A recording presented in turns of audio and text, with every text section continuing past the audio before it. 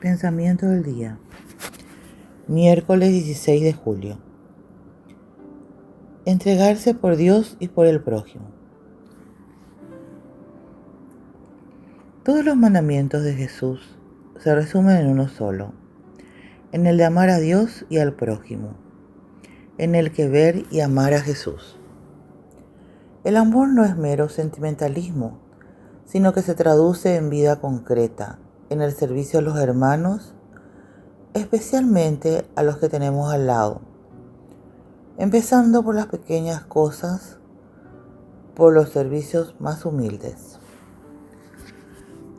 Dice Charles de Foucault, cuando se ama a alguien, se está realmente en él, se está en él con el amor, se vive en él con el amor, ya no se vive en sí, uno está desapegado de sí, fuera de sí, y por este amor se abre paso a nosotros su luz, la luz de Jesús, según su promesa.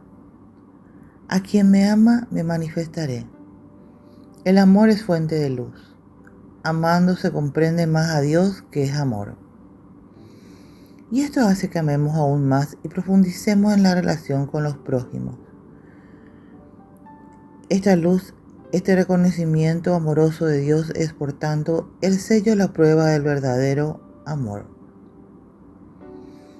Es una luz cálida que nos estimula a caminar por la senda de la vida de una manera cada vez más segura y eficaz. Aunque las sombras de la existencia nos hagan incierto el camino, esta palabra del Evangelio nos recordará que la luz se enciende con el amor y que basta un gesto concreto de amor, por pequeño que sea.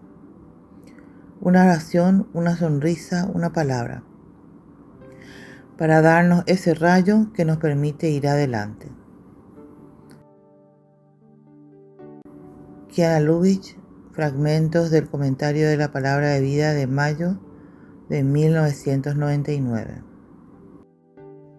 Hola, si te ha gustado este video, danos like y suscríbete al canal para recibir notificaciones. Recuerda que es libre y gratuito sin ningún compromiso. Palabra de vida, julio de 2025. Pero un samaritano que iba de viaje llegó junto a él y al verlo tuvo compasión. Del Evangelio de Lucas, capítulo 10, versículo 33.